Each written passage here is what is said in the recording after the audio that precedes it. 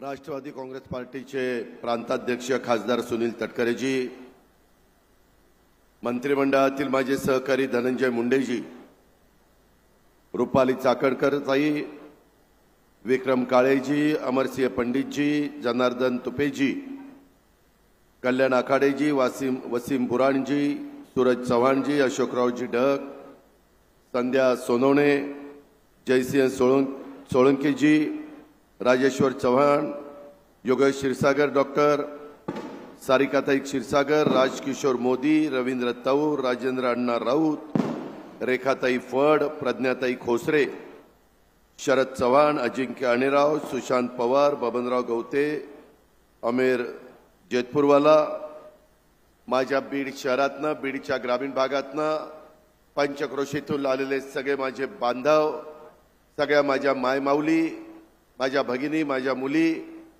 पत्रकार मित्र आणि माझ्या तरुण मित्रांनो, खरं तर सुरुवातीलाच मी आपल्या सगळ्यांचं जनसन्मान यात्रेच्या निमित्तानं एवढ्या मोठ्या संख्येने माझ्या मायमाऊली इथल्या जमल्या, बांधवही आले, त्यांचं मनापासून स्वागत करतो। जनसन्मान यात्रेच्या निमित्तानं इथं वेगवेगळ्या पद्धतीनं महाराष्ट्रामध्ये आम्ही जातोय, आम्ही आमची भूमिका समजावून सांगतोय। कालच्या अर्थसंकल्पामध्ये राज्याच्या वारकऱ्यांना, शेतकऱ्यांना, माझ्या मायमाऊलींना, माझ्या बहिणींना, माझ्या बांधवांना, माझ्या युवा युवतींना काय योजना दिल्यात ते सांगण्याचं काम आम्ही करतो। सरकारमध्ये काम करत असताना आम्ही विकास काय साधला, आम्ही त्याच्यामध्ये गरीब माणसाला केंद्रबिंदू मानून कशा प्रकारे पुढे चाललोय, ह्या सगळ्या गोष्टी महाराष्ट्रातल्या जनतेला कळाव्यात, याच उद्देशाने ही जनसन्मान यात्रा सुरू केलेली आहे। मी, सुनील तटकरे, विक्रम काळे, धनंजय मुंडे, आम्ही सगळेजण जनतेचे सेवक आहोत। जनतेने आम्हाला त्या भागाचं प्रतिनिधित्व करण्याची संधी दिली आणि त्याच्यामुळे जनतेच्या सेवकांनी त्यांच्या इतर सहकाऱ्यांना बरोबर घेऊन जनतेचा सन्मान हा जनसन्मान यात्रेच्या निमित्तानं करायचा, हा या यात्रेमागचा खरा आमचा अर्थ आहे। आज 29 तारीख संपूर्ण देशामध्ये राष्ट्रीय क्रीडा दिन आपण त्या ठिकाणी साजरा करतोय। देशातल्या क्रीडा क्षेत्राला चालना देण्यासाठी विविध क्रीडा प्रकारात आपलं करिअर घडवून पाहणाऱ्या खेळाडूंना प्रोत्साहन देण्यासाठी हा राष्ट्रीय दिन दरवर्षी आपण साजरा करतोय। या राष्ट्रीय दिनाच्या निमित्तानं देखील माझ्या महाराष्ट्रातल्या, माझ्या देशातल्या, माझ्या बीड जिल्ह्यातल्या, माझ्या बीड शहरातल्या तमाम खेळाडूंना मी शुभेच्छा देतो। आपल्याला सगळ्यांना माहिती आहे की हॉकीचे जादूगार म्हणून मेजर ध्यानचंद यांची जयंती आज असते आणि तो राष्ट्रीय क्रीडा दिन म्हणून आपण साजरा करतो। त्यांच्या कारकिर्दीमध्ये आपल्या भारताने ऑलिम्पिक स्पर्धेत 3 वेळेला सुवर्ण पदक मिळवण्याची कामगिरी केली। अविश्वसनीय अशी कामगिरी करणारे मेजर ध्यानचंद हे भारतीय क्रीडा क्षेत्रातलं एक प्रेरणादायी व्यक्तिमत्व होतं। त्यांच्या जयंतीच्या निमित्तानं त्यांच्या कार्याला स्मरण करून त्यांना अभिवादन देखील करतो। एक अजून आठवण मी आपल्याला सांगतो की पॅरिस ऑलिम्पिकमध्ये पुरुषांच्या 3000 मीटर स्टीपल चेसमध्ये ऐतिहासिक कामगिरी करणाऱ्या आपल्या बीडच्या अविनाश साबळे याचं या निमित्तानं अभिनंदन करतो। या स्पर्धेत अविनाश 5व्या क्रमांकावर राहिला, मात्र या स्पर्धेच्या अंतिम फेरीसाठी पात्र ठरणारा आपल्या भारताचा, आपल्या महाराष्ट्रातला, आपल्या बीडचा हा अविनाश हा खेळाडू पहिला ठरला। याचा आपल्या सर्वांना सार्थ अभिमान आहे। त्याच्या उज्ज्वल कारकिर्दीला देखील मी मनापासून शुभेच्छा देतो। एक आगळं वेगळं अशा प्रकारचं व्यक्तिमत्व अनेक तुमच्या माझ्या महाराष्ट्रामध्ये जन्माला आली, आपल्या परिसरामध्ये जन्माला आली। मी सुरुवातीला युगपुरुष छत्रपती शिवाजी महाराजांना, राजर्षी शाहू महाराजांना, घटनेचे शिल्पकार डॉक्टर बाबासाहेब आंबेडकरांना आणि महात्मा ज्योतिराव फुले यांना अभिवादन करतो। फार मोठे मोठे महापुरुष हे आपल्या राष्ट्राला आपल्या राज्याला मिळाले, हे आपलं भाग्य आहे। आणि त्यांनी त्या काळामध्ये जो विचार मांडला, जी दिशा दिली, त्या दिशेने पुढे गेलं तरच आपल्या सर्वांचं भलं होणार आहे, तरच आपल्या राज्यामध्ये जातीय सलोखा राहणार आहे, तरच आपण गुण्या गोविंदानी आपापल्या परिसरामध्ये काम करू शकणार आहोत। याचाही विचार पावलो पावली प्रत्येकाने मनामध्ये ठेवला पाहिजे। आज मी आपल्या परिसरामध्ये आल्यानंतर ज्या प्रचंड उत्साहाने माझ्या मायमाऊलींनी आमचं स्वागत केलं, माझ्या बीडकरांनी स्वागत केलं, त्याबद्दल त्या सर्वांना मनापासून धन्यवाद देतो, मनापासून आभार देखील मानतो। जनसन्मान यात्रेच्या निमित्तानं महाराष्ट्रामध्ये फार मोठा प्रतिसाद आम्हाला मिळतोय।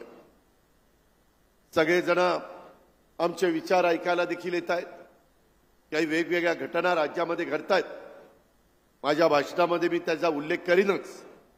पण मी ज्यावेळेस अर्थसंकल्प सादर करायला गेलो, माझा यावेळेस राज्याचा 10वा अर्थसंकल्प होता।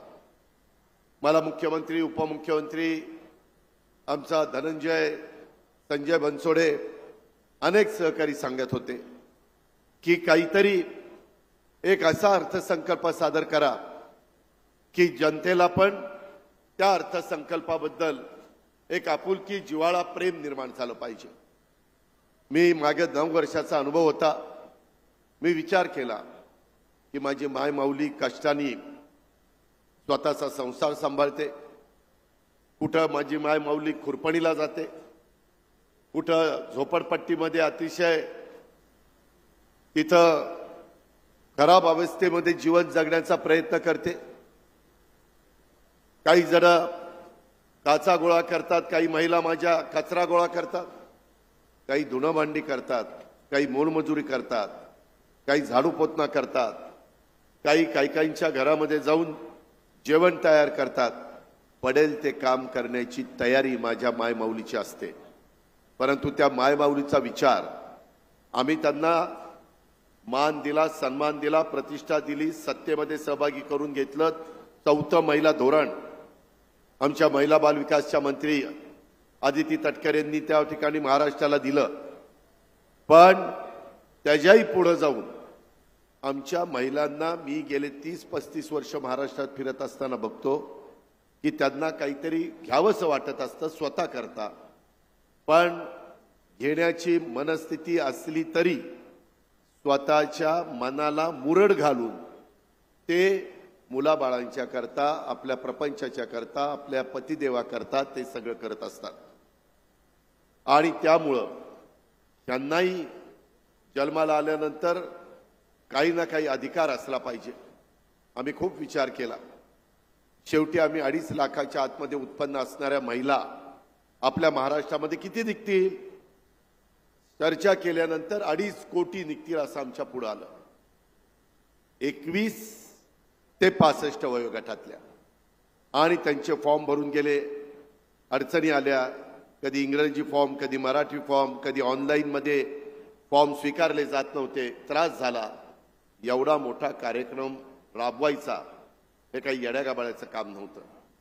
शेवटी जिद्द, चिकाटी आणि सरकारची स्पष्ट भूमिका ही महत्त्वाची होती। त्यामध्ये मी अंदाज घेतला जवळपास 45,000 कोटी रुपये लागणार होते। पहिले 3 महिने तर संपले होते, एप्रिल, मे, जून, जुलैपासून द्यायचं ठरवलं। आज जवळपास 1.25 कोटीच्या पेक्षा जास्त महिलांना आम्ही पहिल्या 2 महिन्याचे 3,000 रुपये त्यांच्या खात्यामध्ये जमा केले। मला इथं महिला आहेत, ज्या महिलांच्या खात्यामध्ये 3,000 रुपये जमा झाले त्यांनी हात वर करा। तेव्हा का सुनील तटकरेजी, आज कित्येक महिलांच्याकडे पैसे जमा झालेत। बाकीच्यांचं पण 2.5 लाखाच्या आतमध्ये उत्पन्न असलं तरी आता उद्याच्या आमचा 30 तारखेला का 31 तारखेला आम्ही नागपूरला कार्यक्रम घेतलाय, आणि त्या कार्यक्रमामध्ये आम्ही पुढच्या त्या ठिकाणी टप्पा सगळ्यांना राहिलेल्यांना देणार आहोत। काळजी करू नका। काही जण आमची बदनामी करतायत, काही जण म्हणले हे चुनावी जुमला आहे, आउटगटकेचं आहे, तुम्हाला फसवतायत। हा अजितदादाचा वादा आहे. माझ्या बहिणींना मी कधी फसवणार नाही. माझ्या बहिणींनी प्रेमाने मला राखी बांधलेली आहे. ही माझ्या बहिणींची ओवाळणी आहे, माझ्या मायमाऊलींची ओवाळणी आहे. ओवाळणीमध्ये कुठला भाऊ बहिणीला फसवत नसतो, परंतु निव्वळ खोटा नाटा प्रचार करताय. काही जण आमच्यातले चुकले, त्यांनी तसं म्हणायला नको होतं. काही जण म्हणले दिलेले पैसे काढून घेतो. मी आपल्याला सांगतो, मी राज्याचा अर्थमंत्री आहे. मायमाऊलींनो, महाराष्ट्रामध्ये ज्यांना ज्यांना पैसे मिळाले त्याचा एकाचा देखील 1 रुपया हा देखील कधी काढून घेतला जाणार नाही, हा माझा तुम्हाला शब्द आहे. हे काही चुकीचं बोलतायत, त्यांच्याकडे लक्ष देऊ नका. काही जणांना हे कुठेतरी आडकाठी निर्माण करायची आहे, चांगल्या योजनेचा बोजवारा करायचा आहे, पण आम्ही होऊन देणार नाही. आम्ही फार विचारांती हा निर्णय घेतलाय. एवढ्यावर थांबलो नाही. आता तुम्ही त्या पैशाचं तुम्हाला जे पाहिजे ते तुम्ही घ्या, तो तुमचा अधिकार आहे. उद्याच्याला नवऱ्याने सांगितलं हे ते 1,500 रुपये बघू, त्याला म्हणायचं नाही, माझ्या भावानी दिलेली ही ओवाळणी आहे, तुझा ह्याच्यामध्ये अधिकार नाही. हे माझ्या करता आहे, मी खर्च करणार, मला जिथं वाटेल तिथं करणार. कारण मला माहिती आहे महिला इथं तिथं वायफळ खर्च करत नाही. म्हणूनच आज राज्याचा कारभार आणि अनेकांचे संसार सुखाने चाललेले आहेत. त्याला एकमेव कारण माझी माय माऊलीन माझी बहीण आहे, हे देखील आपण सगळ्यांनी लक्षामध्ये घेतलं पाहिजे. एवढ्यावर नाही, आता आम्ही तुम्हाला 52 लाख कुटुंबांना 3 गॅस सिलेंडर वर्षाला मोफत देणार आहे. 52 लाख कुटुंब राज्यातली, त्यांना 3 गॅस सिलेंडर, त्याचे पैसे तुमच्या अकाउंटला. यावेळेस माय माऊलींनो, बांधवांनो, एक गोष्ट केली, कुणाच्या हातात पैसा नाही, डायरेक्ट अकाउंटला. मध्यस्थी नाही, दलाली नाही, कुणी नाही. तुमच्या अकाउंटला पैसे. त्याच्यामध्ये तुमचे 52 लाख माझ्या महिलांचे अकाउंट नंबर आमच्याकडे, त्यांच्या खात्यामध्ये 3 गॅस सिलेंडरचे पैसे वर्षाला. त्याच्यामध्ये बाकीचे गॅस सिलेंडर तुमचे तुम्ही घ्यायचे. काही ना काही आधार देण्याचं काम आम्ही करतोय. शेवटी हे राज्य सर्वसामान्यांचं आहे, गरिबांचं राज्य आहे. गरिबांना बाहेर काढण्याच्या करता ही योजना आहे. एवढ्यावर नाही थांबलो. माझ्या मुली, गरिबांच्या घरामध्ये जन्माला आलेल्या मुलींना कॉलेजचं शिक्षण घेण्याकरता त्यांच्या आईवडिलांची ऐपत नसती. मग काय करायचं? आम्ही 50% रक्कम देत होतो. म्हणलं 50% नाही, आता 100% देऊन काय होईल? कारण 50% देऊन देखील आईवडील म्हणायचे, अरे राहिलेले पण 50% भरायची आमची ऐपत नाहीये, आम्ही कुठनं आणायचे पोरी करता? काय करायचं? आणि त्याच्यातनं काही एखाद दुसरी घटना, त्या मुलीने आत्महत्या केली की मला पुढचं शिक्षण घ्यायचंय, मला डॉक्टर व्हायचंय, मला इंजिनियर व्हायचंय, मला वकील व्हायचंय, मला त्या ठिकाणी पायलट व्हायचंय, मला त्या ठिकाणी CA व्हायचंय, IAS व्हायचंय, IPS व्हायचंय, UPSC करायचंय, MPSC करायचंय. अहो, त्यांनाही स्वप्न आहेत ना. त्यांनाही उद्या वाटतं की मी चांगलं शिकावं आणि उद्याच्याला माझाही संसार चांगला व्हावा. का नाही त्यांना वाटू? तो त्यांचा अधिकार नाहीये? आहे. आणि म्हणून आम्ही आता गोरगरिबांच्या मुलींचं शिक्षण, कॉलेजचं, तिला ज्या साईडला पाहिजे तिथं जा, तुझे 100% फी राज्य सरकार भरणार आहे. शिक, काय शिकायचं ते शिक. मला माहिती आहे, एका घरातली एक मुलगी शिकली तर अख्खं घर पुढे जातं. ती घराची लक्ष्मी असते आणि त्या लक्ष्मीला आपल्याला पुढे न्यायचं आहे. ही आमची भूमिका आहे. काय चुकलं ह्याच्यात? विरोधक टीका करतात, विरोधक कोर्टामध्ये जातात, योजना कशा बंद होतील ते बघतात, पहिल्यांदा टिंगलटवाळी करतात, काय देऊन दिलं म्हणतात. अरे तुम्ही सोन्याचा चमचा घेऊन आलेली श्रीमंताची मुली, तुम्हाला काय करायचं कळणारे गोरगरिबांचं जीवन कसं असतं ते तुम्हाला नाही कळणार. ते गरीबालाच कळेल, ज्याचे दिवसभर काम केल्याशिवाय संध्याकाळी चूल पेटत नाही, त्याला कळेल. ही गोष्ट लक्षात घ्या. आणि या योजना आपल्याला पुढे चालू ठेवायच्या. बांधवांनो, आम्ही ज्यावेळेस माझ्या मायमाऊलींच्या करता या योजना आणल्या, मी 3 योजना तुम्हाला सांगितल्या, त्याच्यातनं काय झालं? विरोधक म्हणले, बघा या अजित पवारला ह्या सरकारला एकनाथरावला देवेंद्रजींना दुसरं कुणी दिसत नाही. महिला दिसत आहे, पुरुषांचं काहीच नाही. लाडकी बहीण, दोडका भाऊ, भाऊ दोडका नाही, भाऊ पण लाडका. आणि भावाला मगाशी धनंजयनी सांगितलं तसं 3 हॉर्सपॉवर 5 हॉर्सपॉवर 7.5 हॉर्सपॉवरच्या मोटारीला लाईट बिल भरता भरता काय शेतकऱ्याची अवस्था होती. माझा बळीराजा कसा त्या ठिकाणी अडचणीत येतो हे आम्हाला माहिती ना. आमच्या पण 3च्या 5च्या 7.5च्या मोटारी आमच्याही बांधकरूंच्या आहे, आम्हालाही माहिती आहे. आणि उद्याच्याला वीज बिल नाही भरलं तर कनेक्शन तोडल्यावर तो शेतकरी अक्षरशः व्याकुळतीला येतो. काय करावं सुचत नाही. पाऊसकाळ चांगला झाला तर पाणी उपसायचं कसं. आता मी आणि सुनीलजी आम्ही विक्रम त्या नांदेडवरून बीडला येत होतो. येताना विहिरी सगळ्या फुल भरल्या, गोदाकाठ गोदावरी फुल चाललेली आहे. माजलगावमध्ये पाणी नाहीये, परंतु आता जायकवाडी 70% पुढे गेले. अजून पाऊस पडणार आहे. पांडुरंगाला माझी प्रार्थना आहे, पांडुरंगा माझं माजलगाव देखील भरू दे, माझं येलदरी भरू दे, माझं सिद्धेश्वर भरू दे, माझं मांजरा भरू दे. त्याच्याशिवाय माझा इथला शेतकरी सुखाने समाधानाने शेतीवाडी करू शकत नाही. आणि ते पाणी आता पुढे त्या ठिकाणी येईल. या प्रकारे आपण करतोय. आणि हे मात्र आमची चेष्टा टिंगलटावाडी करतायत.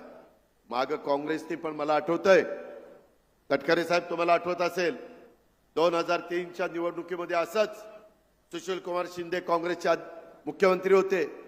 वीज माफी केली आणि निवडणूक झाल्यावर वीज माफी कॅन्सल करून टाकली. म्हणलं का नाही, म्हणले आपलं काम झालं आता बस. मी आपल्याला सांगतोय माय माऊलींनो, बांधवांनो, तुम्ही येणाऱ्या विधानसभेच्या निवडणुकीमध्ये महायुतीला निवडून द्या, घड्याळाला निवडून द्या. पुढेही 5 वर्ष या योजना चालवण्याचा शब्द मी तुमच्या मार्फत अख्ख्या महाराष्ट्राला देतो. कारण आम्ही शासनाची तिजोरी 10 वर्ष सांभाळलेली आहे. आम्हाला अनुभव आहे कुठं काटकसर करायची, कुठं त्या ठिकाणी खर्च करायचा, कुणाला लाभ द्यायचा, गळती कशी थांबवायची, उत्पन्न कसं वाढवायचं, हे सगळं आम्हाला बारकावे माहिती आहेत. केंद्रातनं निधी कसा आणायचा. आजच पेपरला बातमी आली, दिघीला त्यांच्या मतदारसंघात, तुमचाच मतदारसंघ MIDC दिघी पोर्ट 7,500 कोटीचा कार्यक्रम कालच्या कॅबिनेटमध्ये मंजूर झाला. आज तारीख किती आहे? 29. उद्या 30 तारीख आहे. उद्या देशाचे पंतप्रधान आपल्या मुंबईमध्ये येत आहेत आणि पालघरला वाढवण पोर्ट म्हणजे वाढवण बंदर पाऊण लाख कोटीच्या कामाचं भूमिपूजन आहे. पाऊण लाख कोटी. 10 ते 12 लाख मुलांना मुलींना तिथं काम मिळणार. यांच्या इथं 10 ते 12 लाख मुला मुलींना तिथं काम मिळणार. रोजगार निर्माण करण्याचा प्रयत्न आमचा चाललाय. केंद्राची मदत आम्ही घेतोय. मध्ये परळीला कृषी प्रदर्शन आमच्या धनंजयनी भरवलं होतं. देशाच्या कृषी मंत्र्याला बोलवलं होतं. आम्ही सगळे होते, मुख्यमंत्री, दोन्ही उपमुख्यमंत्री. धनंजय तिथं होता. आणि तिथं आम्ही काय सांगितलं, आता कांदा निर्यात बंदी करायची नाही, शेतकऱ्याला भाव मिळू द्या.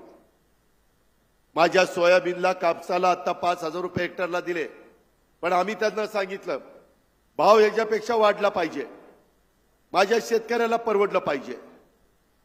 एवढंच नाही, ऊसाच्या बद्दल पण सांगितलं. ते म्हणले की 1 दिवस देतो, तुम्ही या, दोन्ही उपमुख्यमंत्री, मुख्यमंत्री, आपण त्याची चर्चा करून मार्ग काढू. 13 वर्ष मध्य प्रदेशचे ते मुख्यमंत्री होते. 13 वर्ष त्यांनी तिथं कृषीचं क्रांती करून दाखवली. आणि त्या पद्धतीनं आपल्याला आपल्या राज्यामध्ये देखील माझ्या शेतकऱ्याची, माझ्या बळीराजाची मदत त्या ठिकाणी करायची. त्याच्या कामाला दाब मिळाला पाहिजे, त्याच्या कष्टाचं चीज झालं पाहिजे. आणि ह्याकरता केंद्र सरकार आज आपल्या विचाराचं आहे. तुम्ही काळजी करू नका. आज आम्ही माझ्या बांधवांना जसं 3 हॉर्सपॉवर 5 हॉर्सपॉवर 7.5 हॉर्सपॉवरचं वीज मी माफ केलं, पुढचं भरायचं नाही आणि मागचं द्यायचं नाही. मी बघतो काय करायचं ते. तुम्ही फक्त चांगली शेतीवाडी करा, चांगला संसार करा, मुलाबाळांना चांगलं शिक्षण द्या, निर्व्यसनी राहा. माझ्या वारकरी संप्रदायाने जो विचार सांगितलेला आहे, साधू संतांनी जो विचार सांगितला आहे, त्या रस्त्याने आपल्याला जायचंय. त्यानंच तुमचं माझं भलं होणार आहे. हा विचार आपण डोळ्यासमोर ठेवा आणि ह्या पद्धतीनं आपण पुढे जात असताना मला तुम्हाला सांगायचंय की या योजना दुधाला, दूध माझ्या बीड जिल्ह्यात पण आहे. मला वाटतं आष्टी पाटोदा भागात धनंजय दूध बऱ्यापैकी आहे ना. आष्टी पाटोद्याला दूध आहे. तुम्ही दुधाचा धंदा करा. दुधाचा दर कमी आम्ही 5 रुपये लिटरला वाढून दिले. शेतकऱ्यांना दूध धंदा परवडावा म्हणून अनुदान 5 रुपये, अनुदान 5 रुपये. त्याच्यातनं तरुण तरुणी आमच्याकडे अनेकदा येतात, आम्हाला नोकरी द्या, नोकरी द्या, नोकरी द्या, नोकरी द्या. आता आम्ही 12वी, आम्ही डिप्लोमा आणि डिग्री या गोष्टी केलेल्या, हे शिक्षण घेतलेल्या मुलाला मुलीला प्रशिक्षणार्थी म्हणून प्रशिक्षण देणार. 12वी पास वाल्यांना तुम्ही प्रशिक्षण घ्या, आम्ही 6,000 रुपये महिन्यात, तुम्ही प्रशिक्षण घेताय म्हणून आम्ही वेतन देणार. डिप्लोमावाल्यांना 8,000 वेतन देणार महिना आणि डिग्रीवाल्यांना 10,000 रुपये महिना वेतन देणार. कारण काय की त्यांनी ते प्रशिक्षण घेतलं तर उद्याच्याला कुठल्या कारखान्यामध्ये त्याला नोकरी लागताना की हो मी हे सरकारचं सर्टिफिकेट, माझा 6 महिने 8 महिने 12 महिन्याचा कोर्स मी केलेला आहे, प्रशिक्षण घेतलेलं आहे, त्याच्यामुळे कारखानदार पण त्यांना नोकरीला लावतील. किंवा काही बँका म्हणतील की तुम्ही हा व्यवसाय करायला निघालाय, काय अनुभव, त्याला दाखवायचं सर्टिफिकेट, हा माझा अनुभव, हे माझा सरकारने दिलेलं सर्टिफिकेट, आणि त्याच्यातून मग ती बँक तुम्हाला कर्ज देईल. आज आमच्या शेतकऱ्यांना देखील सावकाराच्या दारात जाऊ नये म्हणून आम्ही 6% व्याजाने कर्ज पुरवठा करतोय. त्याच्यात आम्ही सवलती देतोय. का तर माझा शेतकरी त्या सावकाराच्या दारात जाऊ नये, सावकारांनी त्याला त्रास देऊ नये, ही भूमिका आमची महायुती सरकारची. ह्या पद्धतीने आम्ही मित्र आया बहिणींनो, माय माऊलींनो पुढे चाललेलो आहे. यामध्ये पुढे जात असताना मला तुम्हाला सगळ्यांना सांगायचंय की या जनसन्मान यात्रेच्या निमित्तानं वेगवेगळ्या घटना या राज्यामध्ये घडतायत. यामध्ये काहींनी अशी टीका केली की राज्याला कर्जबाजारी करायला लागलेत, कंगाल करायला लागलेत. माय माऊलींनो, राज्याचं स्थूल उत्पन्न आता 42 ते 43 लाख कोटीचं आहे आणि त्याच्यातनं या सगळ्या योजना मी देतोय. आपल्या राज्याची आर्थिक परिस्थिती आहे म्हणून आपण करतोय, नसती तर कुठं गेलं असतं. अहो सगळी सोंग करता येतात, पैशाचं सोंग नाही करता येत. ऋण काढून सण कुणी साजरा केलाय का? नाही केला. आपण कष्टाने त्या ठिकाणी सण साजरे करतोय. त्या पद्धतीनं आज ह्या योजनेला, या सगळ्या योजनेंना पाऊण लाख कोटी रुपये लागतायत. तुम्हाला 46,000 कोटी, यांना 14,000 कोटी आपल्या विजेचे पैसे आम्हाला भरावे लागणार. तुमचे 46 आणि 14 60,000, ते मुलींच्या करता 5,000 आणि गॅस सिलेंडरला त्याच्यामध्ये 65, आणि तुमच्या मी मगाशी सांगितलं 12वी डिप्लोमा डिग्री 10 लाख विद्यार्थी, त्यांच्याकरता 10,000 कोटी, असे 75,000 कोटी, 6.5 लाख कोटीतनं एवढे पैसे आपण बाजूला काढतोय. काळजी करू नका. त्यांच्या नेमकं ते पोटात दुखायला लागले आणि काहीतरी सांगतात. मी कधी पण चुकीच्या गोष्टीचं समर्थन करणार नाही. इथं माझ्या मायमाऊली आहेत. जेवढे माझ्या महाराष्ट्रात पुरुष आहेत तेवढ्याच महिला आहेत. युगपुरुष छत्रपती शिवाजी महाराजांनी महिलेचा सन्मान कसा केलेला आहे तो इतिहासामध्ये नोंद आहे. महिलांच्यावर अत्याचार हा अक्षम्य गुन्हा आहे. त्याला माफी नाही. दोषी कोणी असो, मी तर महाराष्ट्राला सांगतो, कोणी मोठ्या बापाचा असो, कुणी श्रीमंताचा असो, कुणी पुढाऱ्याचा मोठा असो, पोरगा असो त्याला सोडणार नाही. कुणी ताम्रपट घेऊन जन्माला आलेलं नाहीये. सत्ता येते सत्ता जाते, सत्तेला आपापलेले आम्ही नाहीये. सरकार येतील सरकार जातील, पण माझ्या माय माऊलींचा, माझ्या मुलींचा, महाराष्ट्रातल्या महिलांचा सुरक्षेबाबत कोणालाही पाठीशी घातलं जाणार नाही. महिलांच्या सुरक्षेला सर्वोच्च प्राधान्य. अजिबात तिथं हायगाई केली जाणार नाही. ही आमची भूमिका आहे. याच्यामध्ये काही जण आंदोलन करतात, ठीक आहे, त्यांना आंदोलन करण्याचा अधिकार आहे, पण आम्ही त्या संदर्भामध्ये भारतीय न्याय संहितेतील तरतुदीमुळे आता महिलांना घर बसल्या ही तक्रार करता येऊ शकते. नवीन कायद्यात अशा प्रकरणातील दोषींना फाशी आणि जन्मठेप केली पाहिजे. याला फाशीची शिक्षा. तो विकृत आहे, तो नराधम आहे, तो माझ्या माय माऊलीला, माझ्या मुलीला तिथं अंगावर हात टाकतोय. अशांना माफी नाही म्हणजे नाही. त्याच्यामध्ये ती जन्मठेपेची तरतूद आणि फाशीची तरतूद त्या ठिकाणी केलेली आहे. FIR सुविधा पण सुरू केलेली आहे. शाळा असो, रुग्णालय असो, पोलीस ठाणं असो, कोणत्याही पातळीवर हायगाई केली जाणार नाही. माझी आपल्याला सगळ्यांना विनंती आहे की डोळ्यात तेल घालून बघा. कुणालाही तिथं सोडलं जाणार नाही. एकदम कडक भूमिका ही महिलांच्या बाबतीमध्ये राज्य सरकारतर्फे आणि वर केंद्र सरकारतर्फे देखील त्या बाबतीमध्ये घेतली जाणार आहे. हे पण आपण सगळ्यांनी लक्षात घ्या.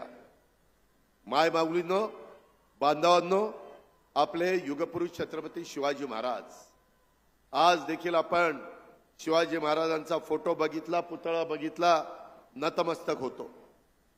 दैदिप्यमान अशा प्रकारचा इतिहास आहे. हिंदवी स्वराज्याची स्थापना केली.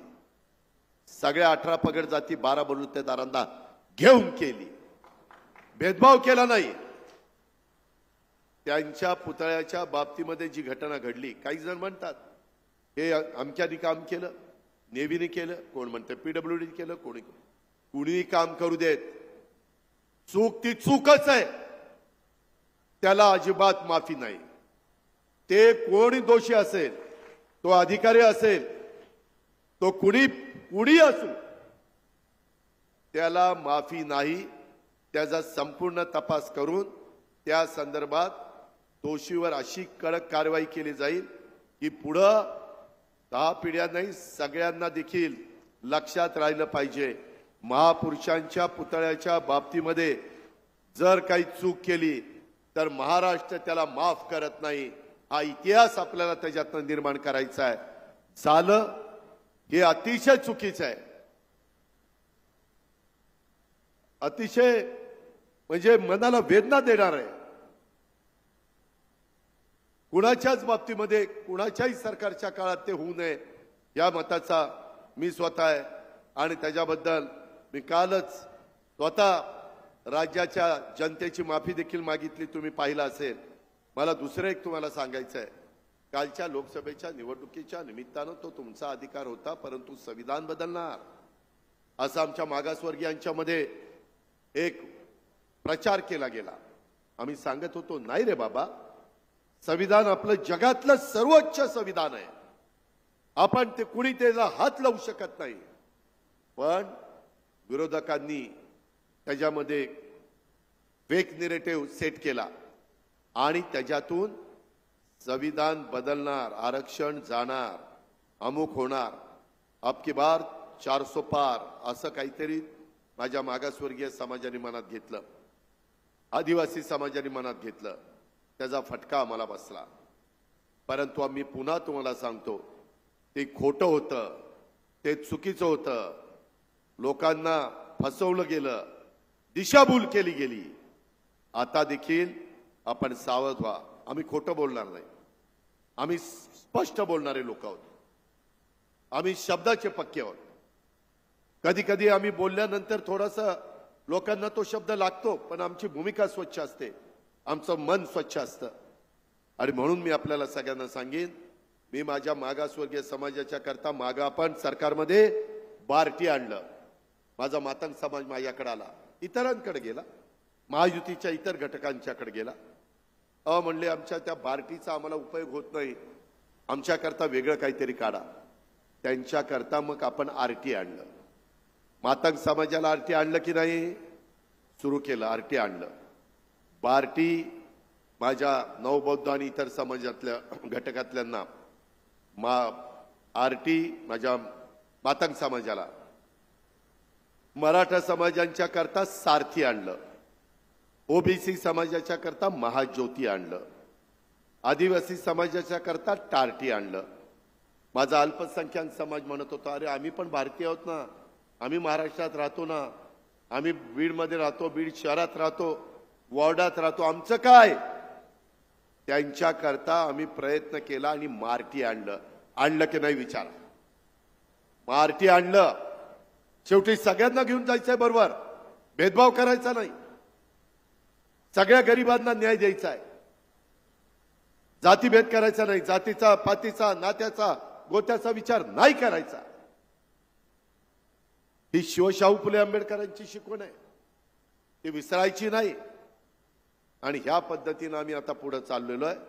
त्याच्यातून अमृत हे देखील काही घटकाच्या करता ती संस्था काढली. अमृत कुठल्याही समाजातला मुलगा किंवा मुलगी त्या संस्थेच्या योजनेमधनं वंचित राहता कामा नये. मौलाना आझाद महामंडळाला देखील 1000 कोटीचा भाग भांडवल दिला आणि 60 कोटीच्या ऐवजी 500 कोटीची गव्हर्नमेंट गॅरंटी दिली. आम्ही त्याच्यामध्ये आहोत ना, तुम्ही का घाबरता? ह्या गोष्टीचा विचार समाजातल्या सर्वांनी त्या ठिकाणी केला पाहिजे. आणि अशा पद्धतीनं समाजातल्या वेगवेगळ्या जाती धर्माला न्याय देण्याची भूमिका ही आम्ही लोकांनी त्या ठिकाणी स्वीकारलेली आहे. अनेक योजना आम्ही त्या बाबतीमध्ये केलेल्या आहेत. त्या सगळ्या योजना सांगून मी आपला सगळ्यांचा वेळ घेत नाही. त्याच्यामध्ये एक नंबर आहे 98 61 71 71 71, 98 61 71 71 71. त्याला तुम्ही व्हॉट्सअप करा. तुम्ही जे जे विचाराल ते त्याच्यात येईल, तुम्हाला उत्तरं येतील. त्याच्यामध्ये मराठी, इंग्रजी, हिंदी कुठलं पाहिजे त्या भाषेत येईल. तुम्ही सांगायचं मराठीत पाहिजे, मराठीत येईल. तुम्ही सांगितलं हिंदीत पाहिजे, हिंदीत येईल. 3च भाषा त्याच्यामध्ये ठेवलेल्या आहेत. आणि ह्याच्यातून या ज्या काही लाभार्थ्यांना लाभ देण्याच्या करता आम्ही जनसन्मान यात्रेच्या निमित्तानं फिरतोय. त्याच्यातून माझ्या माय माऊलीला, माझ्या बांधवांना बळ आम्ही देतोय, लाभ पण देतो, त्या लाभाचं बळ पण तुम्हाला मिळावं, ही आमची त्या ठिकाणी भूमिका आहे. आणि ही भूमिका समजून सांगण्याच्या करता राज्यातल्या वेगवेगळ्या भागामध्ये आम्ही जातोय. खूप चांगला प्रतिसाद त्या ठिकाणी मिळतोय. काही आरक्षणाचे प्रश्न आहेत. मुस्लिम समाजाला वाटतं की आमचं 5% आरक्षण द्यावं.